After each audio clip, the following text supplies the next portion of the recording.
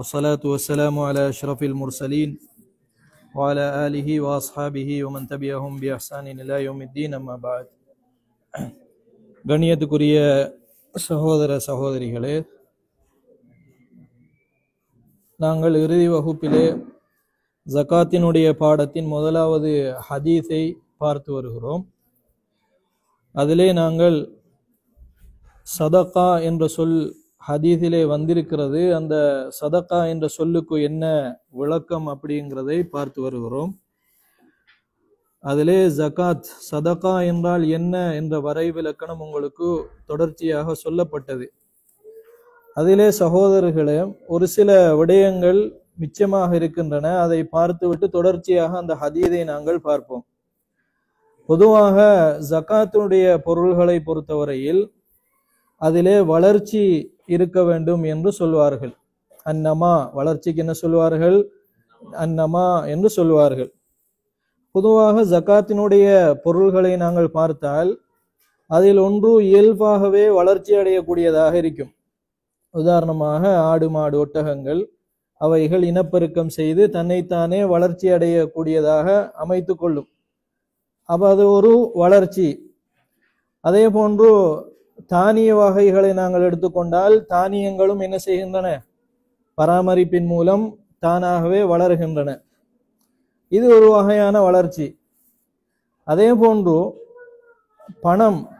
பணத்தை பொறுத்தவரையில் அது இயல்பாகவே வளராது. ஆனால் அது வளர்ச்சிக்காக வேண்டி என்ன செய்யப்படுகிறது? உபயோகிக்கப்படுகிறது. அதுவும் வளர்ச்சி தான். எனவே இந்த அடிப்படையில் ஜகாத்துடைய பொருள்களை பொறுத்தவரையில் அது இயல்பாகவே ஒன்றில் வளர்ச்சி அடையக்கூடியதாக இருக்கும், அல்லது முரஸ்ஸதுன் லின்னமா, வளர்ச்சிக்காக வேண்டி அதை உபயோகப்படுத்தக்கூடியதாக இருக்கும். அதனாலதான் அறிஞர்கள் ஜகாத்தினுடைய பொருள்களை பொறுத்தவரையில அவைகள் வளர்ச்சி அடையக்கூடியவைகளாக இருக்கும் என்று சொன்னார்கள். இதுல ஒரு சிலர் எப்படி விளங்கி கொண்டார்கள் என்று சொன்னால், வளர்ச்சி அடைந்தால்தான் ஜகாத் என்று விளங்கி கொண்டார்கள். இப்ப உதாரணமாக ஒரு வருடத்திலே ஒரு நிசாப், உச்ச வரம்பு, ஒவ்வொரு ஜகாத்தினுடைய பொருளுக்கும் ஒரு உச்ச வரம்பு இருக்கிறது. அந்த உச்ச வரம்பை அடைந்தால் இவ்வளவு கொடுக்க வேண்டும் என்று நம்முடைய மார்க்கம் நமக்கு சொல்லுகிறது. தொடர்ச்சியாக ஹதீதுகளிலே நாங்கள் பார்ப்போம். இப்ப உதாரணமாக ஒரு வருடத்தில் நிசாபினுடைய அளவிற்கு இவ்வளவு ஜகாத்து கொடுக்க வேண்டும், இவ்வளவு இருந்தால் என்று சொல்லப்படக்கூடிய அளவுக்கு ஒரு பொருளாதாரம் இருக்கிறது. வருஷ ஆரம்பத்திலே அந்த பொருள் இருக்கிறது. வருஷத்தினுடைய முடிவிலையும் அதே பொருள் தான் அப்படி இருக்கிறது. ஆனால் நிசாபுடைய அளவை அதை என்ன செய்து விட்டது?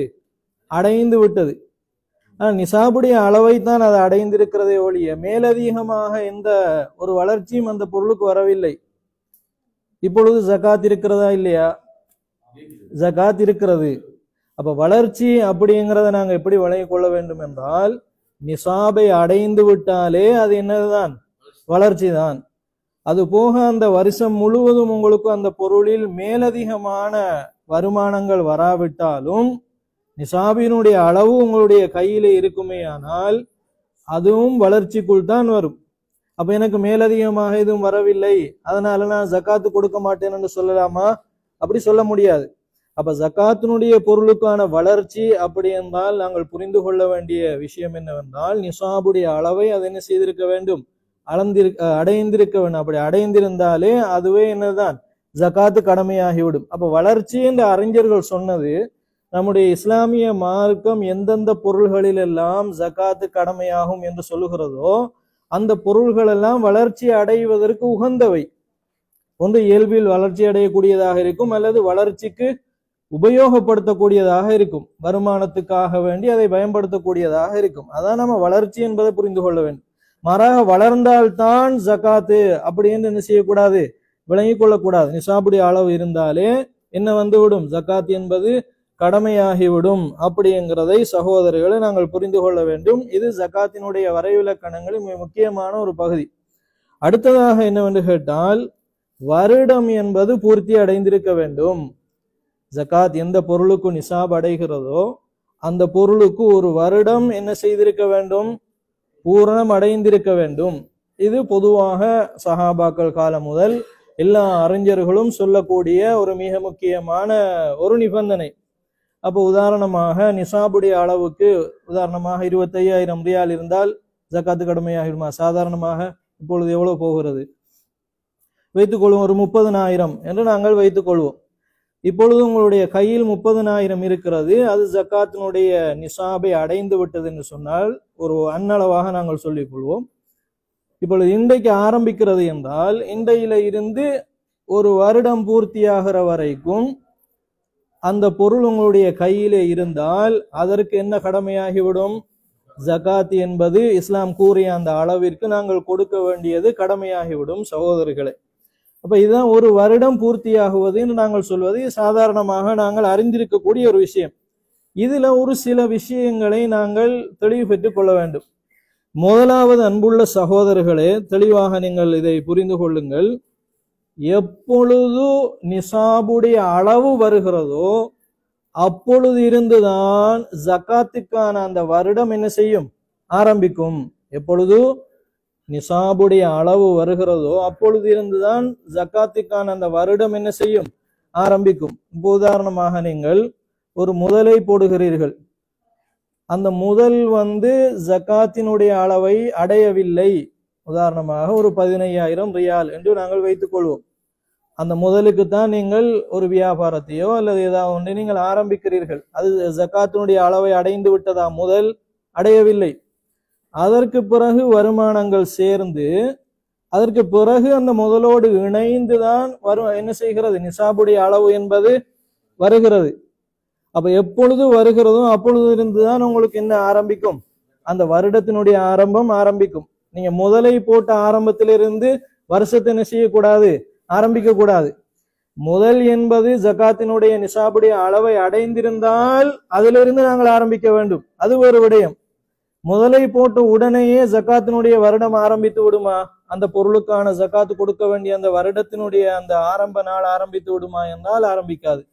எப்பொழுது உங்களுடைய கையில் நிசாபுடைய அளவு முதலாக சேருகிறதோ சகோதரர்களே, அப்பொழுது இருந்துதான் அந்த வருடம் என்ன செய்யும்?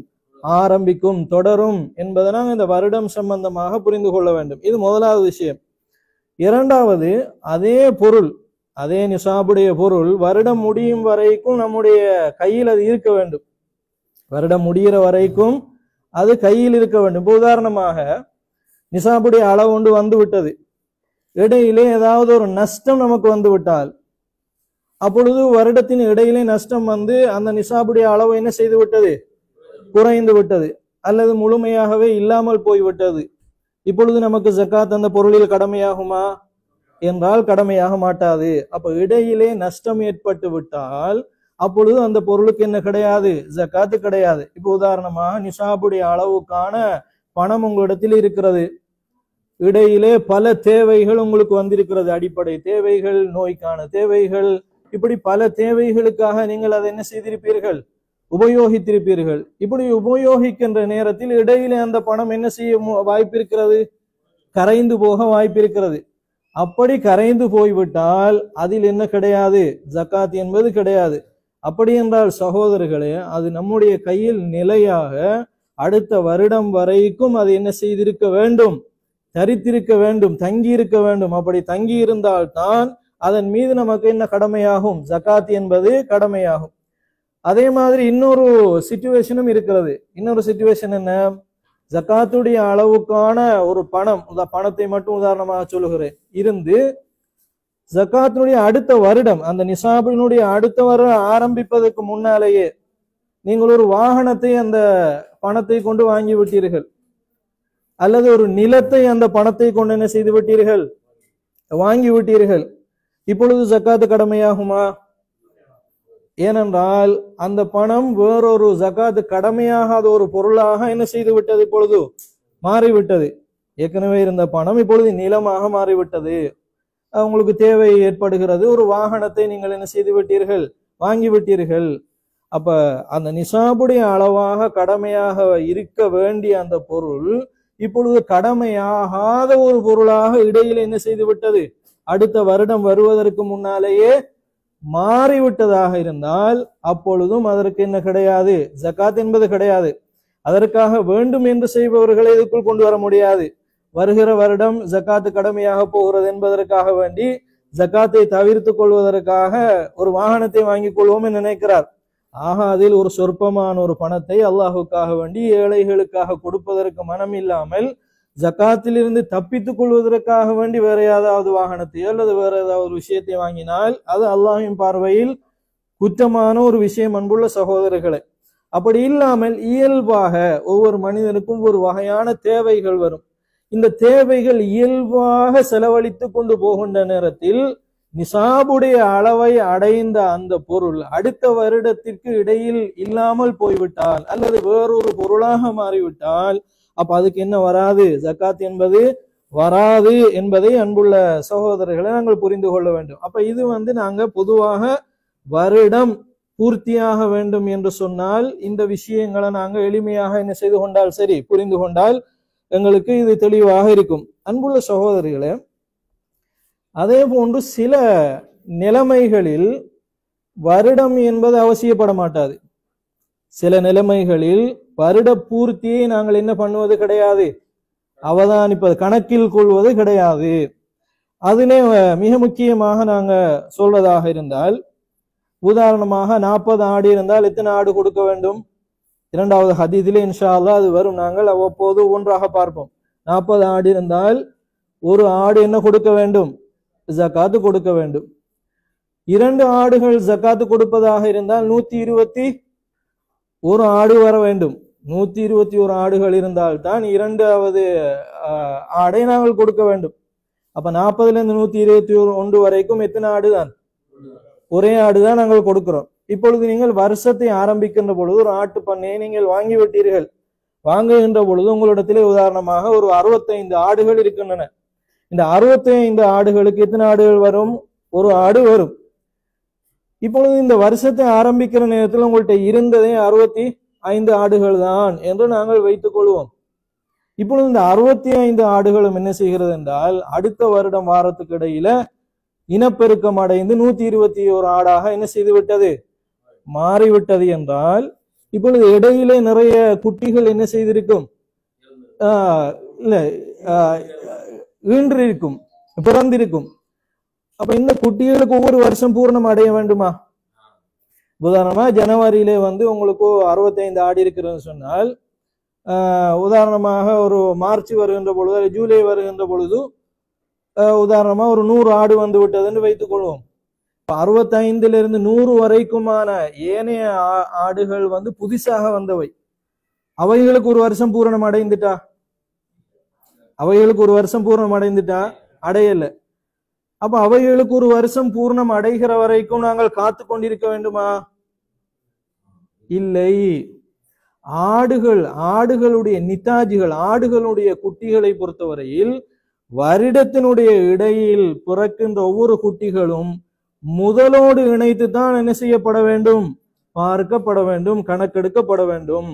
அப்ப ஆடுகள், மாடுகள், ஒட்டகங்கள் இவைகளுக்கு அந்த வருஷத்துக்குள்ள புதுசாக வரக்கூடிய குட்டிகளுக்கும் சேர்த்து தான் நாங்க என்ன பார்க்க வேண்டும் சகோதரர்களே, கணக்கு பார்க்க வேண்டும். அதுக்கு சொல்லுவார்கள், நீங்கள் அதை குறித்து வைத்துக் கொள்ளுங்கள். அதாவது அர்ரிபுஹு தாபிஉன் லில் அஸ்லி. அர்ரிபுஹு அதாவது மேலதிக அந்த வருமானம் என்பது அதனுடைய முதலை துயர்ந்து வரும் என்று சொல்வார்கள்.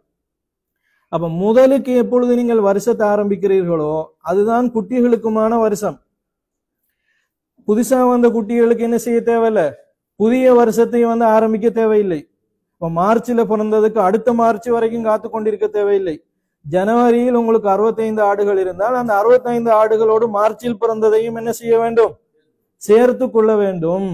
அப்ப இது இந்த குட்டிகளுக்கு நாங்க என்ன பார்க்கிறது கிடையாது, என்ன அதாவது வருஷம் பார்ப்பது கிடையாது, வருஷம் பார்ப்பது கிடையாது. ஏனெனில் அதுல இருந்துதான் இவைகள் வந்திருக்கின்றன. அந்த முதல்ல இருந்துதான் இந்த குட்டிகள் என்ன செய்திருக்கின்றன, உருவாகி இருக்கின்றன. அப்ப அந்த முதலில் இருந்தே, அதனுடைய இனத்தில் இருந்தே புதிதாக வருமானம் வறுமையாக இருந்தால் புதுசாக வரக்கூடிய வருமானங்களுக்கு தனித்தனியான வருடங்களை நாங்கள் என்ன செய்வது கிடையாது, ஆரம்பிப்பது கிடையாது. அப்ப முதலுக்கு என்ன டேட்டில் நீங்கள் வருஷத்தை ஆரம்பித்தீர்களோ அதுதான் புதுசா வாரதுகளுக்கும் வருடமாக நாங்கள் கணக்கிட வேண்டும். இப்ப வருஷ முடிவில் நீங்க பாத்தீங்கன்னா குட்டிகளோடு சேர்த்து 121க்கும் மேற்பட்ட ஆடுகள் வந்து விட்டன. இப்பொழுது நீங்கள் நான் வருஷம் ஆரம்பிக்கும் பொழுது எனக்கு 65 ஆடுகள் தான் இருந்தன, அதனால நான் ஒரு ஆடுதான் ஜக்காத்து கொடுப்பேன் என்று சொல்லலாமா? சொல்லக்கூடாது. இப்ப இது வந்து வருஷம் பார்க்காத முதலாவது இடம். அதே போன்னுதான் வியாபார பொருட்கள். வியாபார பொருட்களுக்கு வந்து நாங்க வருஷம் பார்க்கிறதா? அதுல வார வருமானத்துக்கு ஒரு முதலை நீங்கள் போடுகிறீர்கள், அந்த முதலுக்கே 1 கோடி ரூபாய் வருகிறது அல்லது 50 லட்சம் ரூபாய் வருகிறது என்று நாங்கள் வைத்துக் கொள்வோம். ஜனவரியில் உங்களுடைய வியாபாரத்தை நீங்கள் ஆரம்பிக்கிறீர்கள். ஒவ்வொரு வியாபார பொருள்களுக்குமான கணக்கை நீங்கள் அளந்து பார்த்தால் அதுவே நிசாபுடைய அளவோடு இருக்கிறது.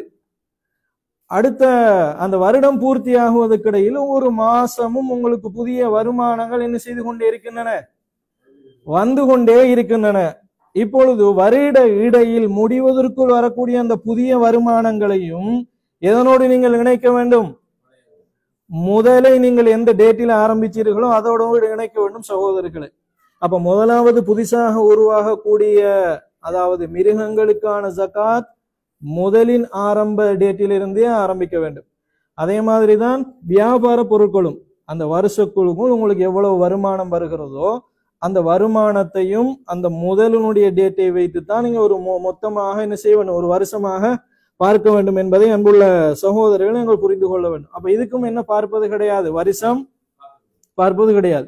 அப்ப இதுல நீங்க மிக முக்கியமாக விளங்க வேண்டிய விதி என்னவென்று கேட்டால், ஒரு நிசாபுடைய அதே இனத்திலிருந்து ஒரு நிசாபினுடைய தெளிவாக விளங்கிக் கொள்ள வேண்டும் சகோதரர்களே, ஒரு நிசாபினுடைய அதே இனத்திலிருந்து வருடம் முடிவதற்குள் புதுசாக உருவாகக்கூடியவைகளையும் அந்த நிசாபினுடைய ஆரம்ப தேதியில் தான் நீங்கள் என்ன செய்ய வேண்டும், வருட ஆரம்பமாக கணக்கெடுக்க வேண்டும். புரிந்து விட்டதா இல்லையா அன்புள்ள சகோதரர்களே? அதே மாதிரி இன்னொரு விஷயத்துக்கு நாங்க வந்து வருடம் பார்ப்பதில்லை. என்ன விடயம்?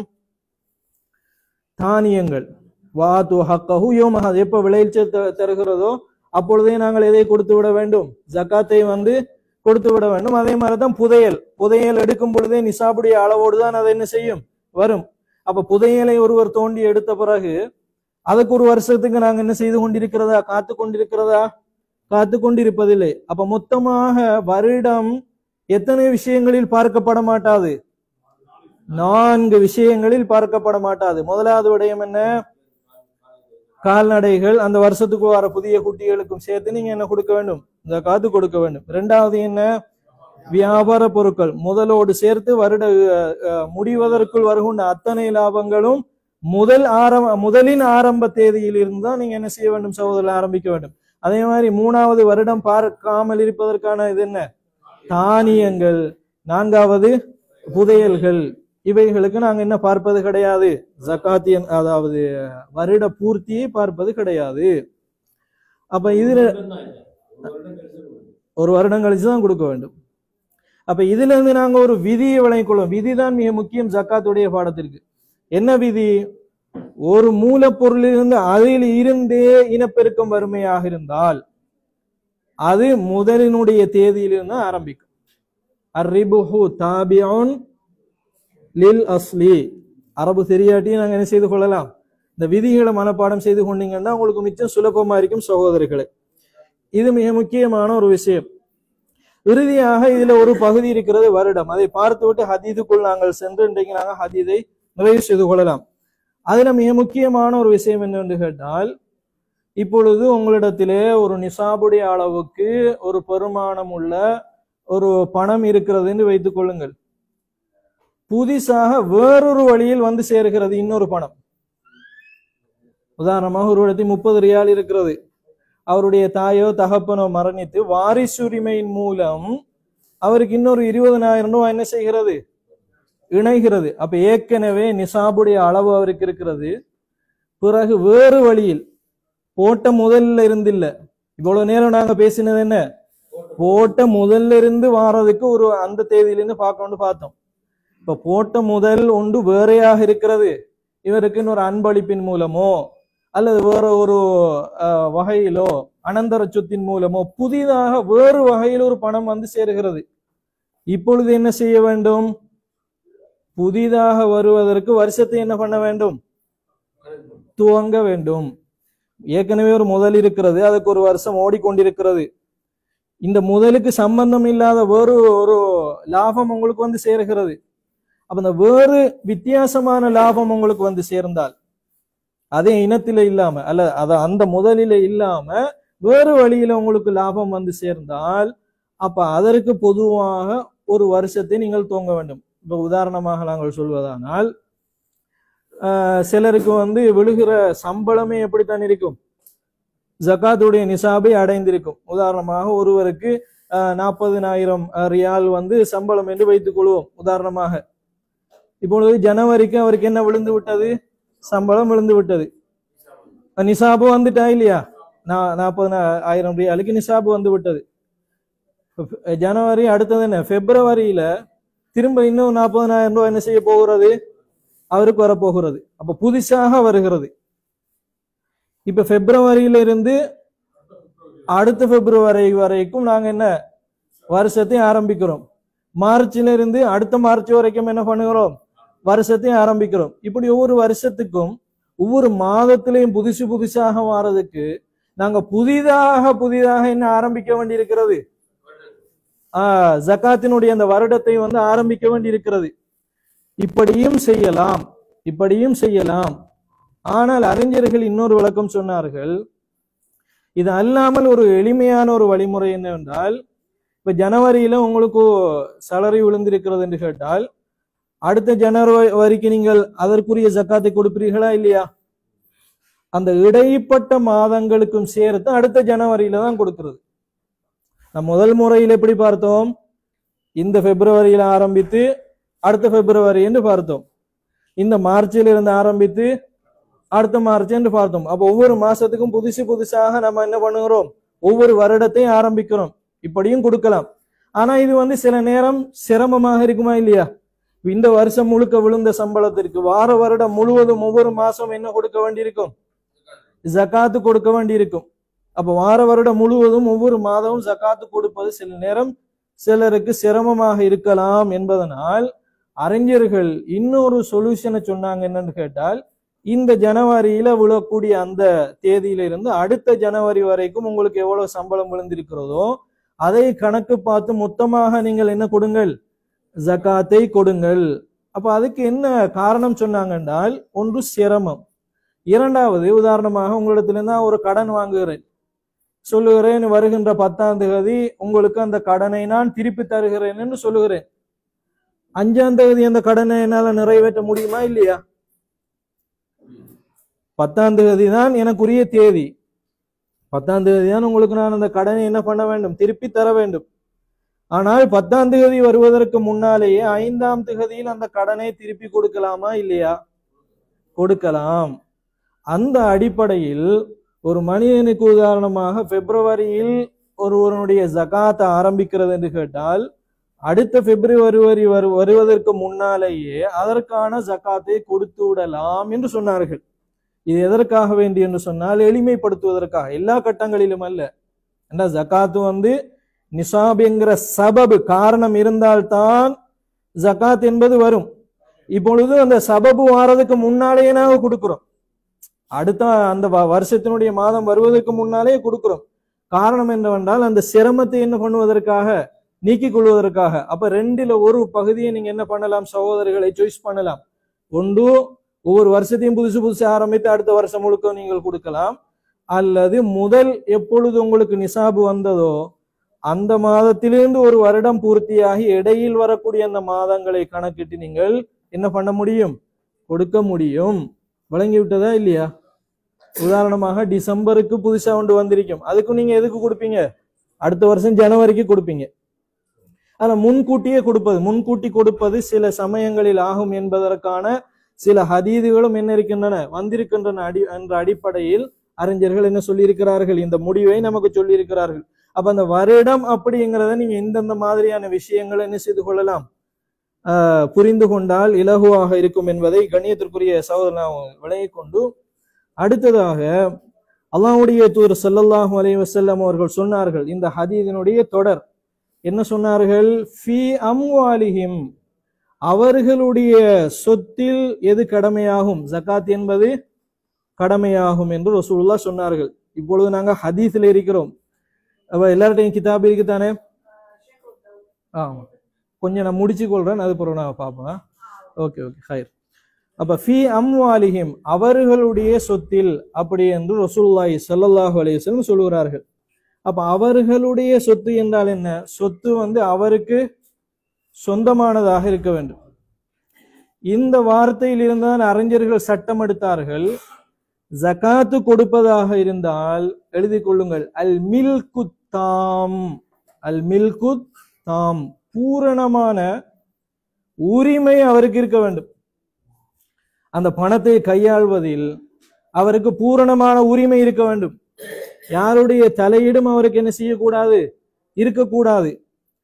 இது நாங்க எதிலிருந்து விளங்கி கொண்டோம் என்றால் ஃபி அம்வாலிஹிம் அவர்களுடைய பொருளாதாரத்தில் இருந்து அப்படின்னு விளங்குகிறோம்.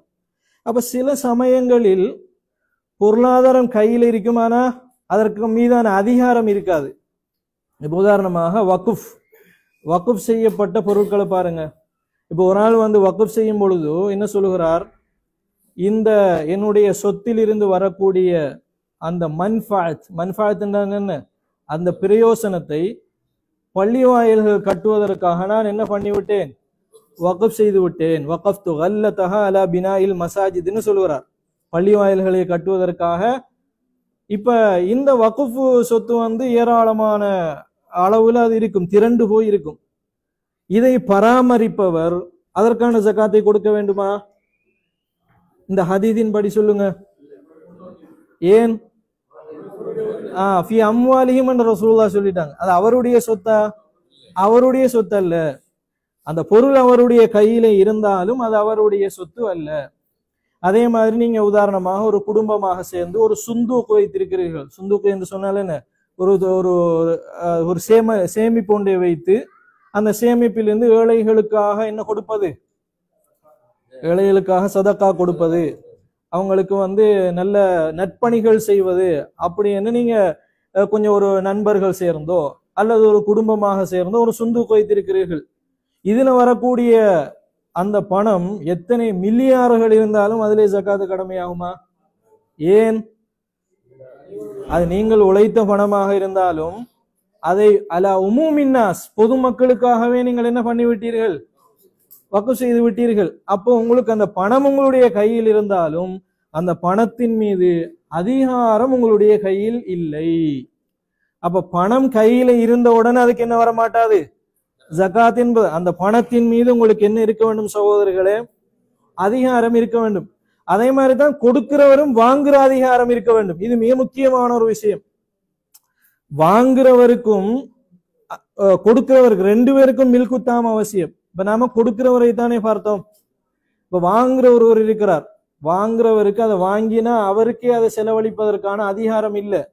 இப்ப அவருக்கு ஜகாத்து கொடுக்கலாமா? ஏன் கொடுக்க முடியாது? ஏன்னா அதை அவர் தன்னகப்படுத்திக் கொள்வதற்கான அந்த உரிமை அவருக்கு இருக்க வேண்டும். இதிலிருந்து தான் அறிஞர்கள் சொன்னார்கள், பள்ளி அது உதாரணமாக மதரசா என்பது ஒரு பொது நலனுக்காக என்ன செய்யப்பட்டது, கட்டப்பட்டது. இது ஒரு தனிநபர் சொத்தா? தனிநபர் சொத்து இல்ல. அப்ப நீங்க யாருக்காவது ஜகாத்து கொடுப்பதாக இருந்தால் அது ஒரு தனிநபருக்கு போய் என்ன செய்ய வேண்டும், சேர வேண்டும். அது அவருடைய விருப்பப்படி அதை அவர் செலவு செய்ய வேண்டும். ஆனால் மதரசாக்கள் இப்படியான பொது நிறுவனங்களை பொறுத்தவரையில் யாரும் அவர்களுடைய விருப்பப்படி அதை செலவு செய்யலாமா? செலவு செய்ய முடியாது. அப்ப மதரசாக்களுக்கு நாங்க ஜகாத்து கொடுக்க முடியாது. எது கொடுக்கலாம்? சதகாக்களை நீங்கள் வாரி வழங்கலாம். மதரசாக்களுக்கு இப்படி பொது நிறுவனங்களுக்கு எது கொடுக்க முடியாதுனால் ஜகாத்து கொடுக்க முடியாது. ஆனா உதாரணமாக மதரசாவில் ஒரு மாணவர் ஓதுகிறார் என்று வைத்துக் கொள்வோம். மாணவர் ஏழையாக இருக்கிறார், அவருடைய கல்வி தேவைக்காக கொடுக்கலாமா இல்லையா? ஏன்? அது தனிநபரோடு சம்பந்தப்பட்டது. ஆனால் பொது நிறுவனங்களுக்கு நாங்கள் என்ன பண்ண முடியாது, ஜகாத் என்பது கொடுக்க முடியும். அப்ப இதுல இருந்து நாங்கள் படிக்கின்ற விதி என்ன? விதி முக்கியம். என்ன விதி? எழுதி கொள்ளுங்கள். கொடுப்பவராக இருந்தாலும் வாங்குபவராக இருந்தாலும் முழு அதிகாரம் அவருக்கு அந்த பணத்தின் மீது என்ன செய்ய வேண்டும் சகோதரர்களே, இருக்க வேண்டும். இது மிக முக்கியமான ஒரு விஷயம். அப்ப இதுல இருந்து நாங்க இன்னும் சில உதாரணங்களை நான் அவசரமாக சொல்கிறேன். உதாரணமாக ஒருவருக்கு வங்கி கணக்கில் ஒரு நிசாபுடைய அளவுக்கு ஒரு தொகை இருக்கிறது. ஆனால் அது முடக்கப்பட்டு விட்டது என்று வைத்துக் கொள்வோம். ஏதாவது ஒரு சட்ட பிரச்சனையின் காரணமாக அந்த பணத்தை அவர் என்ன பண்ண முடியாது, உபயோகிக்க முடியாது, அது முடக்கப்பட்டு விட்டது. இப்பொழுது அதிகாரம் அவருடைய கையில் இருக்கிறதா? அந்த பிரச்சனையை நீங்குகின்ற வரை அந்த பொருளின் மீது அவருக்கு அதிகாரம் கிடையாது. அல்லது அரசாங்கத்தின் மூலம், நீதிமன்றங்களின் மூலம் ஒரு மனிதனுடைய பொருளாதாரம் என்ன பண்ணப்பட்டு விட்டது, பறிமுதல் செய்யப்பட்டு விட்டது. இப்படியான சந்தர்ப்பம். அல்லது அமானிதமாக ஒருவர் உங்களிடத்திலே ஒரு பொருளாதாரத்தை தருகிறார், ஒரு பொருளை தருகிறார், வதியா என்று நாங்கள் சொல்கிறோம். அமானித பொருள் உங்களுடைய கையிலே இருக்கிறதை ஒழிய அது உங்களுடையதா? நீங்கள் அதை கையகப்படுத்தி இருக்கிறீர்கள். மன்ஃபாத் உங்களுடையதல்ல, ஐன் பொருளும் உங்களுடையதல்ல. குறிப்பிட்ட ஒரு காலத்துக்காக நீங்கள் அதை என்ன செய்திருக்கிறீர்கள், வைத்திருக்கிறீர்கள். இப்போ உங்களுக்கு அந்த பொருளின் மீது அதிகாரம் இருக்கிறதா? அதிகாரம் இல்லை. இன்னொரு உதாரணங்கள் சொல்வதானா, ஒரு வியாபாரி இருக்கிறார், ஒரு பொருளை விற்பதற்காக வேண்டி முற்பணமாக ஒரு கணக்கை வாங்கி எடுத்துக்கொள்கிறார், முற்பணமாக வாங்கி எடுத்துக்கொள்கிறார். ஆனால் இன்னும் இவருடைய பொருளை அவருக்கு என்ன செய்யவில்லை, விற்கவில்லை. அந்த பொருளை விற்காத வரை இவர் முற்பணமாக பெற்றுக்கொண்டதன் மீது இவருக்கு முழு அதிகாரம் இருக்குமா? இல்லை. வியாபாரம் இன்னும் என்ன செய்யவில்லை, நிறைவடைந்தால் தான் அது உத்தியோகபூர்வமாக இவருடைய கையில் தங்கி இருக்க முடியுமாக இருக்கும். ஆக அன்புள்ள சகோதரர்களே, அப்ப இதுல நாங்க படிக்க வேண்டிய விதி என்னவென்று கேட்டால், அல் மில்கு தாம், எது இருக்க வேண்டும், பூரணமான உரிமை இருக்க வேண்டும். இது ஜக்காத்துல ரசூலுல்லாஹி ஸல்லல்லாஹு அலைஹி வஸல்லம் அவர்கள் நமக்கு சொல்லக்கூடிய ஒரு முக்கியமான விஷயம். உதாரணமா சில நேரம் நீங்க உங்களோட பிள்ளைகளுக்கு எதிர்கால திட்டத்திற்காக வேண்டி உங்களுடைய குழந்தைகளுக்காக நீங்க கணவன் உழைக்கிறதுல இருந்து சேர்ப்பாங்க. அதே மாதிரி மனைவி உழைப்பதிலிருந்து, மனைவியுடைய பொருளாதாரத்திலிருந்து பிள்ளைகளுக்காக நீங்கள் சேமிக்கிறீர்கள். ஆனால் இந்த பொருள் யாருடைய அதிகாரத்துக்கு உட்பட்டது? பெற்றோருடைய அதிகாரத்துக்கு உட்பட்டது. இப்ப அதுக்குரிய ஜக்காத்தை நீங்கள் எப்படி பார்க்க வேண்டும்? இப்ப கணவனுடைய பொருளாதாரமும் மனைவியுடைய பொருளாதாரமும் ரெண்டும் கலந்து இப்பொழுது ஒன்றாக இருக்கிறது. எப்படி ஜக்காத்து கொடுப்பது? எவ்வளவுக்கு யாருக்கு எதில் அதிகாரம் இருக்கிறதோ அந்த கணக்கை பார்த்து மனைவி கொடுப்பார், அந்த கணக்கை பார்த்து யார் கொடுப்பாங்க? கணவர் கொடுப்பார். அப்ப யாருக்கு எதில் அதிகாரமிக்க அவங்க தான் அதுல என்ன பண்ண வேண்டும், ஜக்காத்து கொடுக்க வேண்டும் என்பதை கண்ணியத்திற்குரிய சகோதரர் நாங்கள் புரிந்து கொள்ள வேண்டும். அப்ப ரசூலுல்லாஹி ஸல்லல்லாஹு அலைஹி வஸல்லம் அவர்கள் ஃபி அம்வாலிஹிம், அவர்களுடைய சொத்து என்று சொல்லிவிட்டார்கள். அதிலையும் பாருங்கள், மிக முக்கியமான சகோதரர்களே, அவர்களுடைய பொருள் என்று பொருளை ரசூலுல்லாஹ் சொல்றாங்க. அப்ப எந்த பொருளில் ஜக்காத்து நிசாபுடைய அளவை அடைகிறதோ அந்த பொருளில் இருந்துதான் நாங்க எதை கொடுக்க வேண்டும், ஜக்காத் என்பதை கொடுக்கணும். இதுதான் பொதுவான சட்டம். எதுல உங்களுக்கு உதாரணமாக 40 ஆடுகள் இருந்தால் அந்த 40 ஆட்டுல இருக்கிற ஒரு ஆட்டை தான் நீங்க என்ன பண்ண வேண்டும், ஜக்காத்து கொடுக்க வேண்டும். வேறையாக ஒரு ஆட்டை வாங்கி கொடுக்கலாமா? ஏன்னா ரசூலுல்லாஹ் சொல்லுகிறார்கள் ஃபி அம்வாலிஹிம், அவர்களுடைய அந்த கடமையான பொருளாதாரத்துல இருந்து. அப்ப பிரதியாக நீங்க ஒன்றை என்ன செய்ய முடியாது, கொண்டு வர முடியாது. இந்த இடத்தில் அறிஞர்கள் ஒரு விதி சொல்வார்கள், எழுதி கொள்ளுங்கள். தஜிபு ஜகாத்து ஃபில் ஐனி, எந்த பொருளில் ஜக்காத்து கடமையாகுமோ எந்த அதே பொருளில் இருந்து நீங்க என்ன எதை கொடுக்க வேண்டும், ஜகாத் என்பதை கொடுக்க வேண்டும். அப்ப பெருமானத்தை கொடுக்கலாமா சகோதரர்களே? உதாரணமா ஒரு ஆட்டை கொடுக்காம வேற நினைக்கிறார், ஆட்டுக்கான விலை 70,000 ரூபா. அப்ப நம்ம ஆட்டை கொடுப்பதுக்கு பதிலாக எதை கொடுத்துருவோம் என்று சொல்கிறார், 70,000 ரூபா கொடுக்கிறோம். இப்படி செய்யலாமா? எந்த பொருளோ அந்த பொருளை கொடுக்க வேண்டுமே ஒழிய கீமத்தை கொடுக்க கூடாது. அதையும் எழுதி கொள்ளுங்கள். கீமத்தை என்று சொன்னால் என்ன, அதற்கான மதிப்பை நீங்கள் ஜக்காத்தாக என்ன பண்ண முடியாது, கொடுக்க முடியாது. இது ஜக்காத்தினுடைய மிக முக்கியமான விதிகளில் ஒரு முக்கியமான ஒரு விதி என்பதை அன்புள்ள சகோதரர்களை நாங்கள் என்ன செய்து கொள்ள வேண்டும், புரிந்து கொள்ள வேண்டும். அப்ப அது அவங்களுடைய சொத்திலே இருந்தே அந்த ஜக்காத்து கடமையாகும். சில நேரம் ஜக்காத்து கடமையான அந்த பொருளாதாரம் உங்களுடைய கையில இல்லாம போயிருக்கும். அப்ப என்ன செய்யறது? இப்ப அறிஞர்கள் சொன்னார்கள் அந்த பொருளில் தான் ஜக்காத்து கடமையாகும், ஆனால் சில நேரம் தஜிபு ஜகாத்து ஃபி திம்மா என்று சொன்னார்கள். ஒருவருடைய பொறுப்பிலும் அது சில நேரம் கடமையாகும், ஒருவருடைய பொறுப்பிலும் அது சில நேரம் கடமையாகும். உதாரணமாக நாங்கள் சொல்வதாக இருந்தால், ஒருவர் மௌத்தாகி விட்டார். இப்ப பணத்துக்கும் அவருக்கும் இடையிலே ஒரு தூரம் வந்து விட்டது. மக்கள் எல்லாம் பொருளாதாரத்தை என்ன செய்கிறார்கள், பிரித்து விட்டார்கள். பிறகு தெரிய வருகிறது, தன்னுடைய தந்தை மரணிக்கின்ற பொழுது குறிப்பிட்ட நிசாப் அவரிடத்திலே இருந்தும் அதற்கான ஜக்காத்தை அவர் வழங்காமல் மரணித்து விட்டார் என்கிற ஒரு தகவல் பிள்ளைகளுக்கு என்ன செய்கிறது, தெரிய வருகிறது. ஆனால் எந்த பொருளை அவர் பணத்தை கையில் வைத்திருந்தாரோ இப்பொழுது அது என்ன செய்யப்பட்டு விட்டது, பிரிக்கப்பட்டு அது செலவு போயிருக்கும், வேறு வேறு இதாக மாறி இருக்கும். ஆனால் அவருடைய பொறுப்பில் அந்த ஜக்காத்து கடமையாக இருக்குமா இல்லையா, இருக்கும். அப்ப இதுக்கு விதி சொல்லுவாங்க, தஜிபு ஜக்காத், எழுதி கொள்ளுங்கள், ஃபி திம்மா, எதில் கடமையாகும், ஒருவனுடைய பொறுப்பில் கடமையாகும்.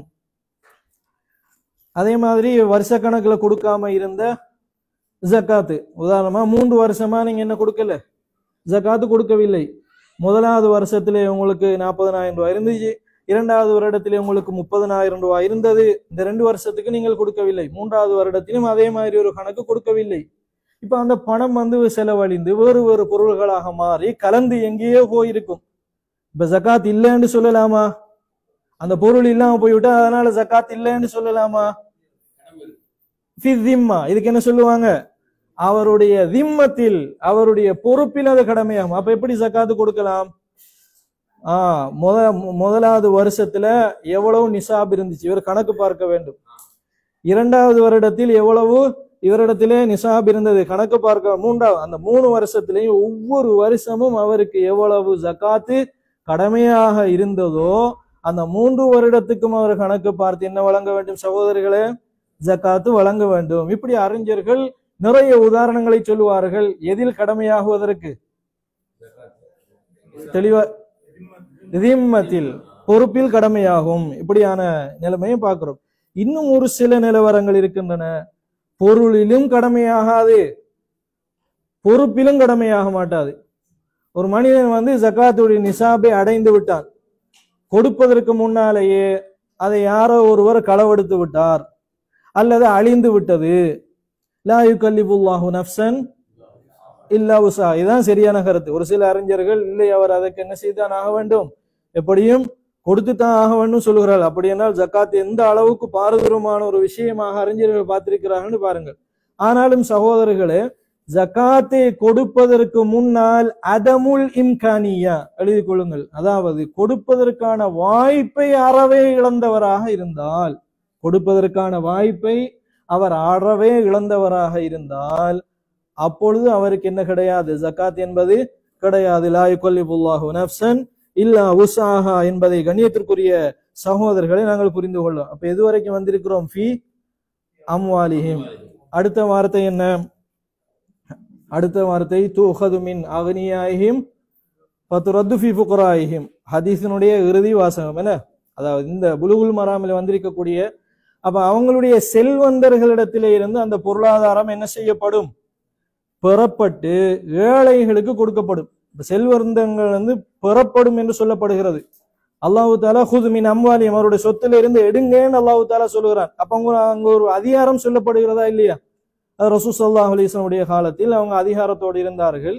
அப்படியான அதிகாரத்தோடு இருக்கிற நிலைமையில் சிலர் ஜக்காத்து தர மறுத்தாலும் அவர்களிடத்திலிருந்து என்ன பண்ணப்படும், அவர்களிடத்திலே இருந்து பெறப்படும். அப்ப பலவந்தமாக எடுக்கலாமா இல்லையா என்பதெல்லாம் அறிஞர்கள் கருத்து ஒருபட்டிருக்கிறார். ஒரு ஜக்காத்து கொடுக்காம இருக்கிறார், அவரிடத்துல போய் பலவந்தமாக எடுக்கலாமா என்று கேட்டால் அதுல சில அறிஞர்கள் இல்ல, அவர் அறிவுறுத்த வேண்டும், தஅஸீஸ் பண்ண வேண்டும். தஅஸீஸ் என்று சொன்னால் என்ன, எச்சரிக்கை செய்ய வேண்டும், இது பெரிய பாவம் அப்படின்னு. சில அறிஞர்கள் இல்ல, பலவந்தமா எடுக்க வேண்டும் சொல்லுவார். ஆனா இது பலவந்தமா எடுப்பது நம்முடைய காலத்துக்கு பொருந்துமா, பொருந்தாது. இருந்தாலும் நாம ஆக குறைஞ்ச ஈமான் அளவுக்கு என்ன செய்யலாம், ஜக்காத்து கொடுக்காமல் இருப்பவர்களுக்கு உபதேசம் செய்யலாம். இஸ்லாத்தினுடைய தூண்களில் ஒரு தூண் என்பதை நாங்கள் சகோதரர்களை புரிந்து கொள்ள வேண்டும். இது இந்த ஹதீஸில் இருந்து விளங்குற ஒரு விஷயம். இன்னும் மிக முக்கியமா 2 சட்டங்கள் மிஞ்சி இருக்கின்றன இந்த ஹதீஸில். ஒன்று என்னவென்று கேட்டால், இந்த ஹதீஸில் நபிகள் நாயகம் ஸல்லல்லாஹு அலைஹி வஸல்லம் அவர்கள் பணக்காரர்களிடம் இருந்து பெற்று அதை ஏழைகளுக்கு கொடுங்கள் என்று சொல்லுகிறார்கள். அப்ப மொத்தமாக ஜக்காத்து கொடுப்பவர்களுடைய அஸ்னாஃபுகள், அஸ்னாஃப் என்று சொன்னால் என்ன, எத்தனை பேருக்கு நாங்க ஜக்காத்து கொடுக்கலாம், 8 கூட்டத்தார். ஆனா இங்க சொல்லப்பட்டிருக்கிறது யாரு, ஃபுகராக்கள், ஏழைகள். அப்படித்தானே? இங்க இப்னு சபீல் சொல்லப்பட்டிருக்கிறதா, காரிமூன் சொல்லப்பட்டிருக்கிறதா, போன வகுப்பிலே நாங்கள் பார்த்தோம். அப்ப அந்த 8 கூட்டத்தாரில் ஒரு கூட்டத்தார் மாத்திரம்தான் இந்த ஹதீஸில் என்ன செய்யப்பட்டிருக்கிறது, சொல்லப்பட்டிருக்கிறது. அப்ப இந்த செய்தியில இருந்த அறிஞர்கள் சொன்னார்கள், பணக்காரனிடமிருந்து வாங்கி ஏழைகளுக்கு கொடுக்கலாம் என்பதிலிருந்து நீங்க கொடுக்கிற ஜக்காத்தை 8 கூட்டத்தாருக்குமே கொடுக்க வேண்டும் என்ற என்ன கிடையாது, அல்லது ஒரு 3-4 கூட்டத்தாருக்கு சேர்த்து கொடுக்க வேண்டும் என்ற அவசியம் இல்லை. அதில் யாருக்கு கொடுத்தால் பிரயோசனமாக இருக்குமோ அப்படியான ஒரு கூட்டத்தாரை மாத்திரம் என்ன செய்து தேர்வு செய்து அவங்களுக்கு நீங்க என்ன செய்யுங்க, கொடுக்கலாம் என்று சொன்னார்கள். அப்ப இந்த செய்தியிலிருந்து எழுதி கொள்ளுங்கள், ஜகாத் என்பது சொல்லப்பட்ட அந்த கூட்டத்தார்களில் ஒரு சிலரை மாத்திரம் தேர்வு செய்து கொடுப்பதற்கும் இந்த ஹதீஸ் நமக்கு என்ன பண்ணுகிறது, அனுமதியை தருகிறது. சில நேரம் பல கூட்டத்தாரை, ஒரு 3 கூட்டத்தாரை சாய்ஸ் பண்ணி கொடுப்பதற்கு விட, கடனாளியையும் சாய்ஸ் பண்ணி ஏழையையும் சாய்ஸ் பண்ணி கொடுப்பதை விட, ஒன்றில் கடனாளிக்கு மட்டுமே கொடுத்தீர்களேயாக இருந்தால் அது என்ன தரும், கூடுதலான பிரயோஜனத்தை தரும். அல்லது ஏழைகளை மாத்திரம் நீங்கள் சாய்ஸ் பண்ணி கொடுப்பீர்களா, அது கொஞ்சம் கூடுதலான பிரயோஜனத்தை தரும். அப்படி நாம என்ன செய்து கொள்ள முடியும், எங்களுடைய விருப்பத்தை எடுத்துக்கொள்ள முடியும் சகோதரர்களே. இறுதியாக இந்த ஹதீஸினுடைய கடைசியான ஃபிக்ஹ் சட்டம் என்னவென்று கேட்டால், அன்புள்ள சகோதரர்களே, இப்ப ரசூலுல்லாஹி ஸல்லல்லாஹு அலைஹி வஸல்லம் அவர்கள் சொல்கிறார்கள், பணக்காரர்களிடமிருந்து பெற்று நீங்கள் ஏழைகளிடமே கொடுங்கள், அவர்களுடைய பணக்காரரிடம் இருந்து பெற்று அவர்களுடைய ஏழைகளுக்கு கொடுங்கள் என்று ரசூலுல்லாஹ் சொல்கிறார்கள். அப்படியா இல்லையா? எப்படி வருகிறது, மின் அக்னியாஇஹிம், அவர்களுடைய பணக்காரர்களிடம் இருந்து பெற்று அவர்களுடைய ஏழைகளுக்கே கொடுங்கள் என்று வருகிறது. அப்ப இந்த செய்தியில் இருந்த அறிஞர்கள் என்ன விளக்கம் எடுத்தார்கள் என்று கேட்டால், ஒரு ஊரில் உள்ள பணக்காரர்களிடம் இருந்து ஜக்காத்து பெற்று அதே ஊராரில் உள்ள ஏழைகளுக்கு தான் என்ன செய்ய வேண்டும், கொடுக்க வேண்டும். வெளியூருக்கு என்ன கொடுக்க கூடாது என்று ஒரு சில அறிஞர்கள் சொன்னார்கள். ஜக்காத்து இப்ப ஊர்ல ஏழைகள் இருக்கும் பொழுதும் அந்த பணத்தை எடுத்துக்கொண்டு போய் நீங்கள் வெளியூரார்களுக்கு என்ன செய்யக்கூடாது, கொடுக்க கூடாது என்று அறிஞர்கள் எந்த செய்தியை வைத்து சொன்னார்கள், இந்த செய்தியை வைத்து சொன்னார்கள். ஆனால் அப்படித்தான் கொடுக்க வேண்டும் என்ற அவசியம் கிடையாது. அப்படி கொடுப்பது சிறப்பு என்று நாங்கள் எடுத்துக்கொள்ளலாம். அதான் ரசூலுல்லாஹ் ஃபபதா பிமன் தஊல், நெருக்கமானவர்களுக்கு சதக்காவை ஆரம்பிங்கன்னு சொன்னாங்களா இல்லையா?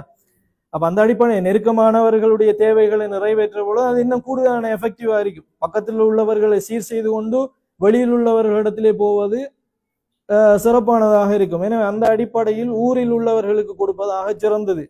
அதற்காக வேண்டி வெளியூராருக்கு என்ன கொடுக்க கூடாது என்று கட்டாயமா, வெளியூராருக்கு ஜகாத்து கொடுக்க கூடாது என்று நாங்கள் எடுத்துக்கொள்ளலாமா என்றால் அப்படியும் எடுத்துக்கொள்ள முடியாது. சில அறிஞர்கள் சொன்னார்கள், மஸ்லஹா ராஜிஹா, சில நேரம் ஊர்ல உள்ளவங்களுக்கு ஜக்காத்து கொடுப்பதை விட வெளியூர்ல உள்ளவங்களுக்கு ஜக்காத்து கொடுப்பது அதி அத்தியாவசியமான ஒரு பொது நலனாக இருக்கலாம். மஸ்லஹா ராஜிஹா, மஸ்லஹா ராஜிஹானா என்ன, ஒரு நியாயமான ஒரு தேவை காரணங்கள் இருந்தால் அப்ப வெளியூரார்களுக்கு என்ன செய்ய முடியும், ஜக்காத் என்பது கொடுக்க முடியும் என்று அறிஞர்கள் இந்த ஹதீஸின் மூலம் நமக்கு சட்டம் சொல்லி இருக்கிறதை கண்ணியத்திற்குரிய சகோதரர் நாங்கள் புரிந்து கொள்கிறோம். அப்ப முதலாவது நாங்க புலுகுல் மராமில படிச்ச ஹதீஸினுடைய சஹாபியார்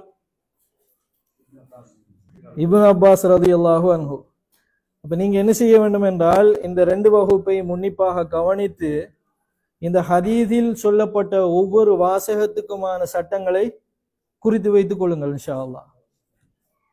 அப்ப நீங்க திரும்பவும் நீங்க போட்டு கேட்டீர்கள் ஆனால் இன்னும் உங்களுக்கு அது சிந்திப்பதற்கு கொஞ்சம் போலிஷாக இருக்கும் சகோதரர்களே. அப்ப இந்த அடிப்படையில் பாருங்க, ஒரு 3 வரி உள்ள ஹதீஸில் எவ்வளவு சட்டங்களை நபிகள் நாயகம் ஸல்லல்லாஹு அலைஹி வஸல்லம் அவர்கள் நமக்கு சொல்லி இருக்கிறார்கள். எனவே இதை நாங்கள் புரிந்து கொள்ளும். இன்ஷா அல்லாஹ் அடுத்த வாரத்தில் இருந்து அடுத்த ஹதீஸை நாங்கள் ஆரம்பிக்கலாம். வாஹர் தாவானா அல்ஹம்துலில்லாஹி ரப்பில் ஆலமீன். கேள்வி ஒன்று கேட்டாங்களே,